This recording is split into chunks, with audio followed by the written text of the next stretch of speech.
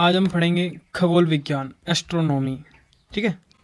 आपके जो खगोल विज्ञान के अंदर बहुत सारे टॉपिक आते हैं, जैसे अंतरिक्ष से रिलेटेड आते हैं, जिनमें आज हम पढ़ेंगे तारे के बारे में कि आखिरकार तारे बनते कैसे हैं, ब्लैक होल क्या होता है और तारों का अंत कैसे होता है। तारे के ऊपर हम कंप्लीट डिटेल से आज वीडियो देखने वाले हैं। तो चलिए शुरू करते हैं बिना किसी देरी के। शुरू करने से पहले आप नए आए हैं तो चैनल को सब्सक्राइब कर ले, वीडियो को शेयर करें और लाइक करें। सबसे पहले जान लेते हैं कि खगोल है क्या। देखिए खगोलिक है क्या, तो देखिए ब्रह्मांड का अध्ययन ही खगोलिक विज्ञान कहलाता है। ठीक है। और बात करते हैं कि ब्रह्मांड के अंदर सर्वाधिक मात्रा किस चीज़ की है, तो तारों की सर्वाधिक मात्रा है। यानी ब्रह्मांड में सर्वाधिक क्या है, तारे दिखाई देते हैं। तारे क्या होते हैं, यानी तारों की परिभाषा हम क्या दे सकते हैं, व्हाट इज द डेफिनेशन तारे की। ठीक है। तो वो आकाशीय पिंड जिनके पास स्वयं की ऊष्मा होती है वो तारे कहलाते हैं। ऊष्मा कह दो या फिर प्रकाश कह दो, जिनके पास, जैसे कि सूर्य के पास खुद का स्वयं का ताप है, प्रकाश है, तो वो भी एक तारा कहलाएगा। ठीक है। बात करते हैं कि तारे बनते कैसे हैं। तो देखिए सबसे पहले हमारे ब्रह्मांड में अंतरिक्ष में एक बनते कैसे हैं। ठीक है। सबसे पहले हमारे अंतरिक्ष के अंदर विरल गैसों का, यानी बहुत सारी जो विरल गैसें होती हैं जो आपस में मिलती हैं तो एक बादल नुमा छा जाती हैं, बादलों की तरह छा जाती हैं, आपस में मिलने लगती हैं।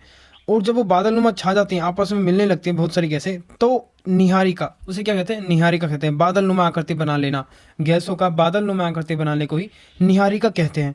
उसके बाद निहारिका को इंग्लिश में क्या कहते हैं, नेबुला। याद रखिएगा, क्या कहते हैं, नेबुला।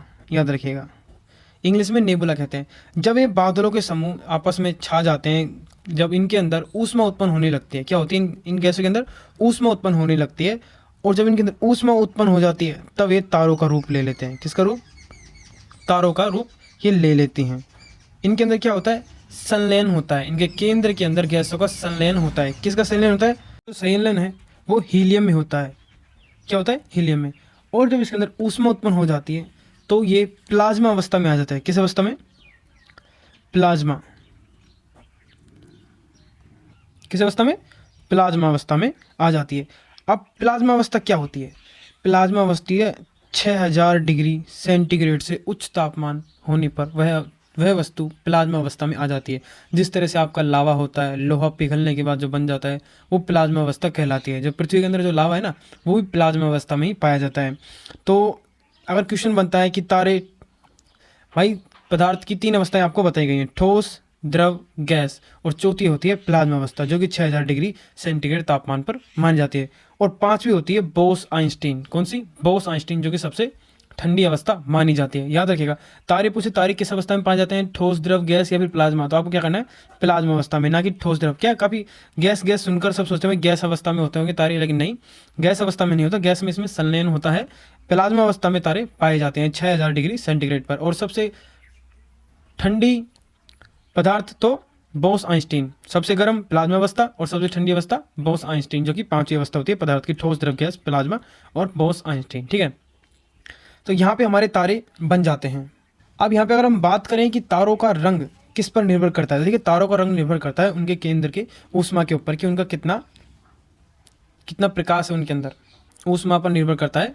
उनकी पृष्ठ तापमान पर निर्भर करता है। जैसे मान लीजिए 6000 डिग्री सेंटीग्रेड है तो वो लाल रंग के दिखाई देते हैं, और अगर लाखों में है तो वो दिखाई देंगे सफ़ेद रंग के। 3 अवस्था होती है। ठीक है, लाल रंग, सफ़ेद और नीला। ठीक है। लाल रंग कब दिखाई देगा, 6000 डिग्री सेंटीग्रेड पर। इससे अधिक आ गया तो सफ़ेद रंग, और करोड़ों में पहुंच गया तो नीले रंग का तापमान, नीले रंग का तारा हमें दिखाई देगा। ठीक है, ये बात होगी रंग की। अब जब तारों में काफ़ी लंबे समय बाद, काफ़ी टाइम बाद, जब इनके अंदर की ऊष्मा खत्म होने लगती है, ऊष्मा कहाँ से खत्म होती है, केंद्र से ऊष्मा जब इनकी खत्म होने लगती है तो ये बड़े होने लगते हैं। क्या होने लगते हैं, आकार में बड़े होने लगते हैं, जिससे क्या कहते हैं, आकार में बड़े होने लगते हैं, जिसे कहा जाता है लाल दानव। क्या कहा जाता है, लाल दानव। तारे की जब ऊष्मा खत्म होने लगती है क्या कहलाते हैं, लाल दानव कहलाते हैं, जिन्हें कहते हैं रेड जाइंट। जाइंट यानी दानव, यानी रेड जाइंट कहलाते हैं।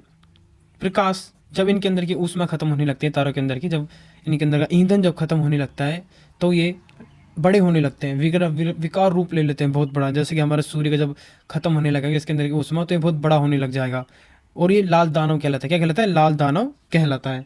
अब जब लाल दानव बन जाता है, बड़ा हो जाता है, उसके बाद में डिपेंड करता है तारे के आकार के ऊपर।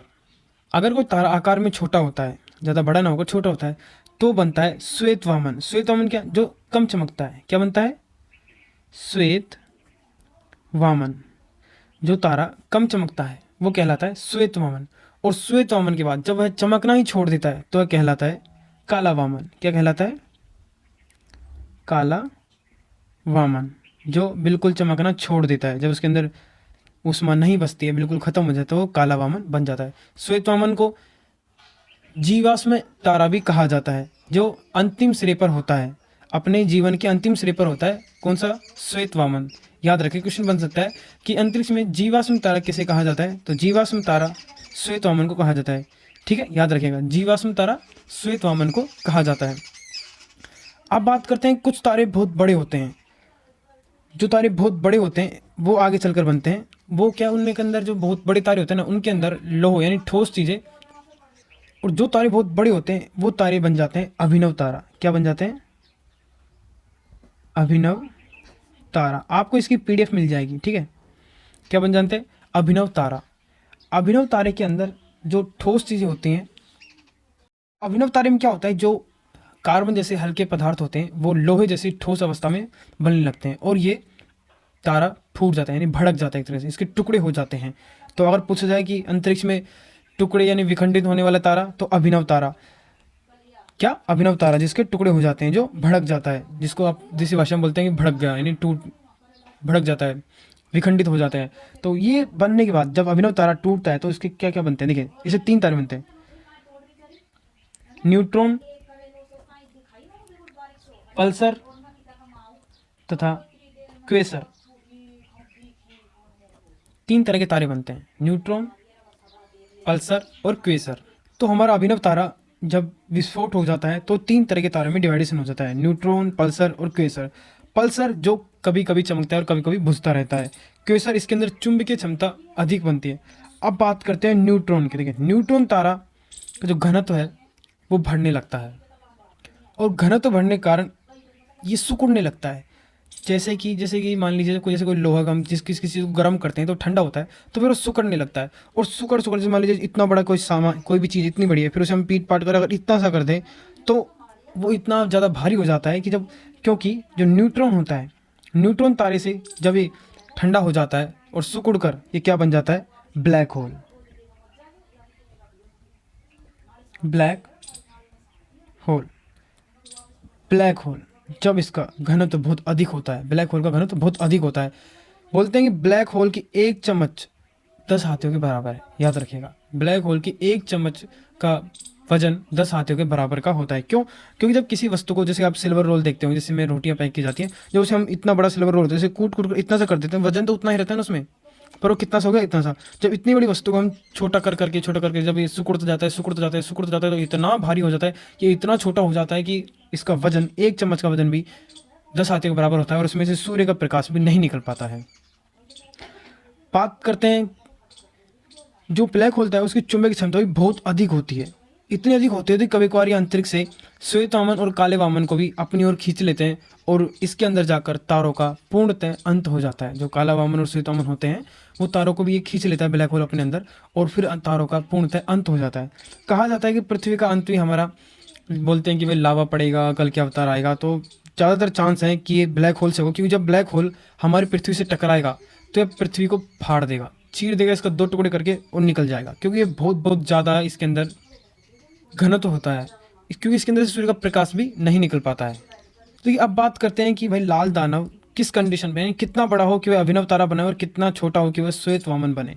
तो 1.5 गुना, जब सूर्य के, लाल दानव जब सूर्य के 1.5 गुना छोटा होता है तो वह श्वेत वामन बनता है, और जब वह 1.5 गुना बड़ा होता है तो अभिनव तारा बनता है। 1.5 गुना को हम अगर सही इसकी नाप लेते हैं 1.44, याद रखिएगा। जब सूर्य के द्रव्यमान से 1.44 लाल दानव छोटा होता है तो वह श्वेत वामन बनता है, और सूर्य के द्रव्यमान से जब लाल दानव 1.44 बड़ा होता है, यानी 1.5 गुना के समथिंग लगभग मानते हैं हम इसे, बड़ा होता है तो अभिनव तारा बनता है, जो विस्फोट होकर बाद में न्यूट्रॉन, पल्सर और क्वेसर बनता है। और न्यूट्रॉन से जब इसका घनत्व बहुत अधिक बढ़ता है, जब ये ठंडा होता है तो ये ब्लैक होल का रूप ले लेता है, और ब्लैक होल ही आगे जाके हमारी पृथ्वी पर सबसे बड़ा खतरा है। फिर ब्रह्मांड में खतरा ब्लैक होल को ही माना जाता है, क्योंकि इसका इतना ज़्यादा घनत्व है कि अगर हमारी पृथ्वी से टकराया तो हमारी पृथ्वी का विनाश निश्चित है।